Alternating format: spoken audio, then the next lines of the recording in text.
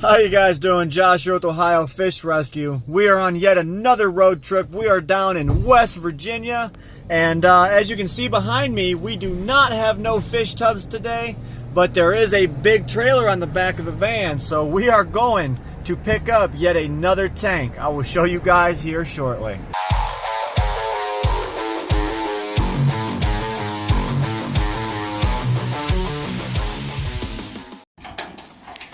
Alright guys, so we made it. As you can see, we got the 6x12 utility trailer from U-Haul. We are at my buddy Justin's house here, and today we are picking up this tank. This is a 8x5x4. This is a fiberglass tank with a glass front viewing window on it. Used to be used for a baptism tub in a church, isn't that correct? Yep. But I do believe this was made by a pond manufacturer, being that it's a fiberglass build and it's reinforced. You can see it has all these ridges down the side to be able to withstand that water pressure on the side.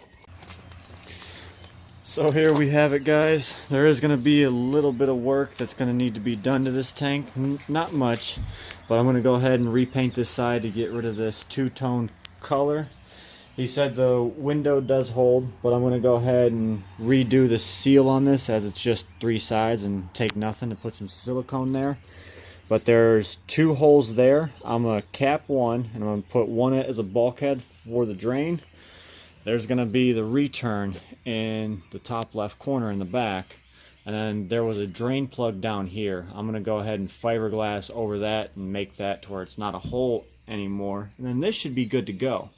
Our plan for this whole tank would be, we want to set it outside year-round right next to the koi pond that Greg is building, and use this for quarantining the koi. This is 8 foot by 5 foot by about 4 foot, so it's close to 1,200 gallons. So I think this would be a nice little quarantine pond for big koi. You can see them from top, and you can come around and you can see them through the window.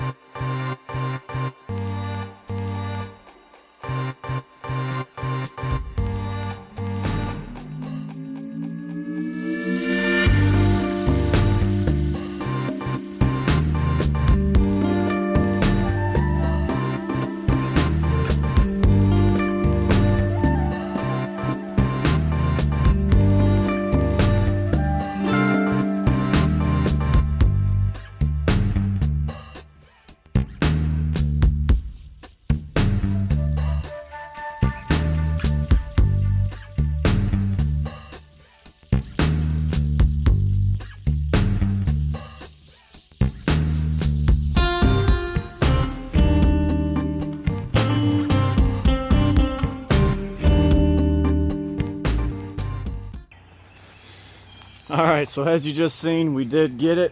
The tank's not too terribly heavy, but it's this pressure treated wood frame it's sitting on that added a little bit of extra weight, but we got it on the trailer. Now I got to strap this big girl in, and then we can hit the road back up to Strongsville. So here we are. I got a strap holding her back. I've got a strap holding her forward. A strap going over top and holding her down. Don't really think we need the straps, but I did it for extra security, just so she's not bouncing around when I'm hitting bumps on the way home.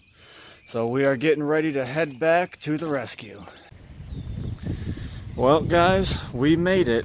So we're gonna go ahead and unload this thing now, and then we can get to talking about what our plans are with this tank for the time being, until it can be used on the koi pond. So we decided to carry this fiberglass pond around to the back of the house. We got it sitting on the back side of the fish room. We haven't done the seals on the window yet, but we have been discussing plans with it. Now, we did some research and some digging and found out that this is actually made by a pond manufacturer, and it was made to be sunk halfway in the ground to where just the viewing panel would be sticking up and out of the ground, so it would be buried down in 2 foot, up 2 foot out. For one, it would help with the freezing conditions, and it gives the sidewalls just a little bit more strength. So now we can go ahead and talk about some of the ideas we had for this tank. One of the ideas was to set it up against this back wall and have it facing this way, so when you're walking up to the deck you can see it there. But the new idea on the pond build, you guys can see this 40-foot long deck right here. We're gonna go ahead and bring this wall out 10 foot, and we're gonna basically go 40 foot by 10 foot, and it's gonna be about 4 foot deep. And this whole side is going to be one long koi pond. So when you're up on the deck, you can go over the railing, view down into the koi pond. And now this will be just a big, huge, basically a koi reservoir that, you know, the blue herons and whatnot can't get to. So we're gonna do a little bit of some tweaks to that plan, but that's the plan for the koi pond. Originally I thought we were gonna do a koi pond out here, and then we were gonna set that 1,200 gallon tank up on the one side facing the koi pond. When you walked up, you've seen a beautiful koi pond, and then you happen to see the backdrop of that 1,200 gallon tank right there. Well, I'm not too sure that's gonna happen now with the plans of the koi pond. That has kind of been washed under the carpet now. So either I have to find a new spot for this koi pond to set, or I can potentially set it up on the side of the house here, and we can have it pointed towards the driveway. That could potentially be.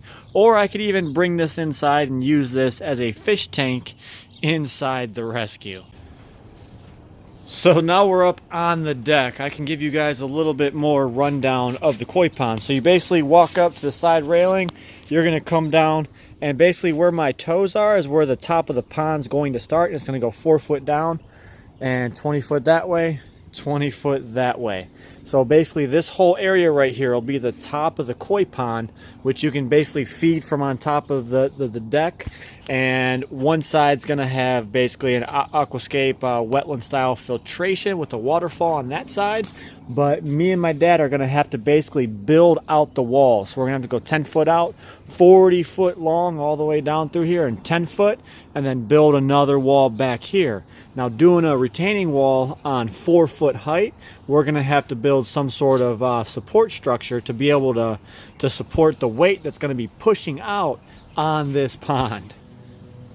So we just got discussing the pond build going across this back end, but I want to take you in and show a little special guest we have in here that he came to visit us for today. Hey. There he is. And I'm enjoying my work, right? So it's fun to come out here. I was just swimming in this thing. So for those of us that don't know, yeah, what is your name? Greg Whitstock, the pond guy. There we go. From Chicago, and I came here February of last year, so 14 months ago, with Ed the pond professor, and converted this magnificent swimming pool into an even more magnificent predator pond. And it's fun for me to get back and literally get into my work.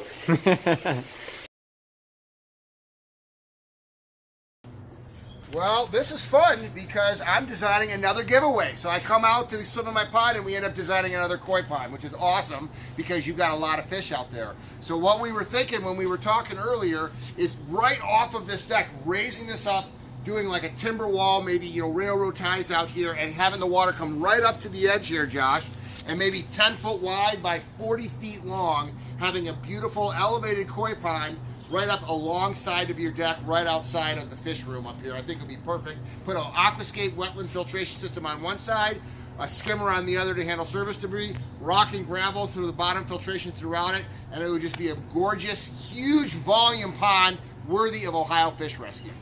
Awesome.